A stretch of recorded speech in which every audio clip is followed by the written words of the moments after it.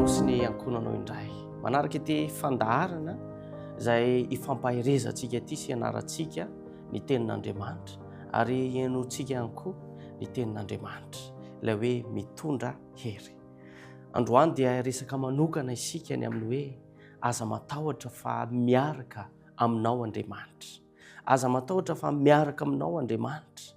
Indrandray eo amin'ny fiainana dia samy mandalo fotoan-tsarotra ny olona tsiraray avy satria mbola eto ambon'ity tany ity isika, mandalo fahasahiranana, mandalo tahotra, mandalo alahelo, fisalasalana.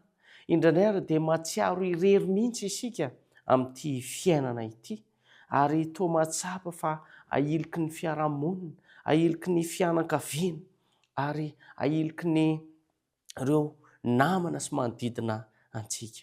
Fa Andriamanitra androany dia miteny aminao Andriamanitra, manambara mazava aminao Andriamanitra fa tsy irery ianao amin'izao fiainana izao, fa misy Andriamanitra izay Andriamanitra velona miaraka amintsika mandrakariva, miaraka amintsika isan'andro isan'andro. Andriamanitra dia miaraka amintsika mandrakariva. Tadio fa tsy hamelanao irery io Andriamanitra io. Izy ilay Andriamanitra namorona aiso ianao, Andriamanitra niay hiasa ianao ary natonga aiso ianao ho tonga zava-misy eto ambon'ity tany izay misy antsika ity. Ao amin'ny Isaia 2:7-10 amin'ny anaran'i Jesosy no hamakina ny teny rehetra amin'ity anio ity. Aza matahotra ianao fa momba anao aho, ary aza mierikerika foana fa izao no Andriamanitra aho. Mampahery anao aho sady mamonjy anao. Eny, mitantana anao amin'ny tanana ankavanana famarinako aho. Na inona zavatra sarotra atrehintsika, zava-misy atrehina amin'izao fiainana izao, dia tsy mandao antsika mihitsy ny Tompo.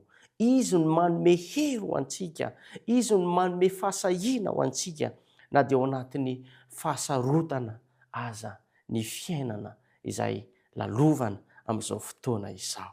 Miantso anao ny Tompo raha misy tahotra ao am-ponao anio, raha manana fisalasalana ianao anio, tsarovy fa eo anilanao mandrakariva izy araka ny teny. Tadio ihany koa amin'ity anio ity fa ny herin'Andriamanitra dia miasa ao anatin'ny fahalemen'ny olona anankiray, ny olona tsiraray avy. Ilay fahalemena dia hoe fahosana. Mety osa isika ka ny fahatsapantsika, ny fahalementsika, ny fahatsapantsika, ny fahosantsika dia mila hoentiny eo amin'Andriamanitra izany ary miasa ao anatintsika izy, mampahery antsika, manampy antsika. Tadio ao amin'ny Korintianina 2:12-7 ovakitsika hatrany. Nefa hoy izy tamiko, ampoanao ny fahasoavako, ampoanao ny fahasoavako, fa ny heriko dia tanterana amin'ny fahalemena. Rehefa osa isika dia tsy midika hoe ho resy.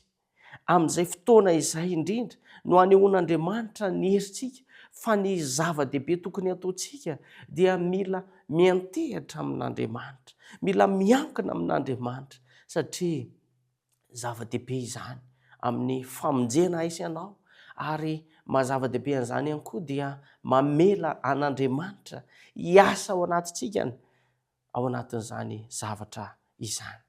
Aza menatra ny fahalemenao, aza menatra amin'ny fahosanao, fa aoka anantona an'Andriamanitra ka le tenin'Andriamanitra dia ho tanteraka aminao hoe ampoantsika, ampoanao ny fahasoavan'Andriamanitra.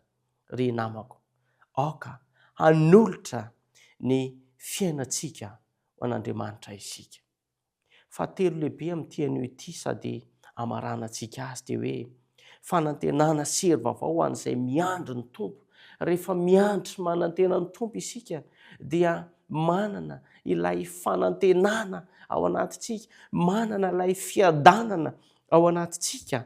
Ao amin'ny Isaia 2:7-13 fa izay miandry an'i Jehovah dia mandroso hery kosa. Rehefa miandry an'Andriamanitra isika, manantena an'Andriamanitra isika dia mandroso hery isika. Ary toy any vaky teny, elatra no hiakarany tahaka ny voromahery, hiazakazaka izy nefa tsy ho sasatra, handeha izy nefa tsy ho reraka. ny tompo dia manavao hery manangana indray ary manome ho avy feno fanantenana ho an'izay miantehitra aminy, ho an'izay matoky azy, ho an'izay manantena azy sy mitady azy.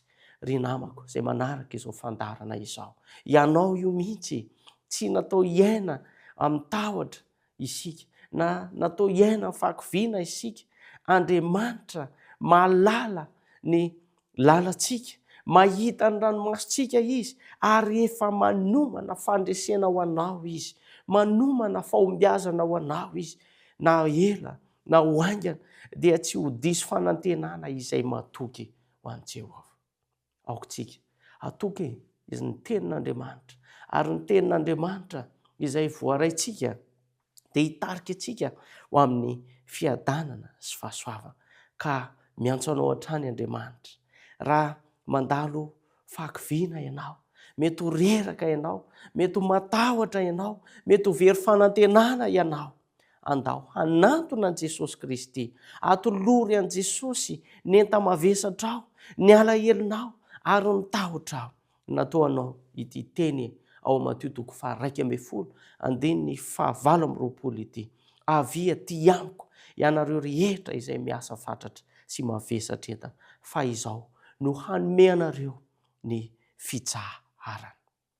Raha maniry ny hamerina ny fitokianao amin'ny tomby anao, na hanomboka fiainam-baovao miaraka amin'Andriamanitra amin'izao fotoana izao, dia manapa-hevitra anio, matoki azy, arao izy ary avelao izy hitarika ny fiainanao. Andeha isika hivavaka. Tompo Andriamanitra io, misaotra anao izay noho ny fitiavanao, noho ny fahatsaranao.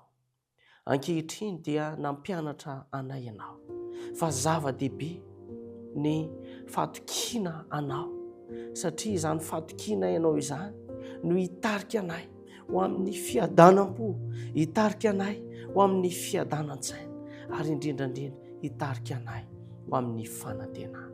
Meteza ianao Andriamanitra, ampahery ny tsiraray avy, ary ny teninao dia ho hery lehibe ampianatra ny tsiraray avy, hery lehibe hitarika ny tsiraray avy ho amin'ny fahombiazana sy ho fanantenana ary famonjena. Amin'ny anaran'i Jesosy Kristy. Amen.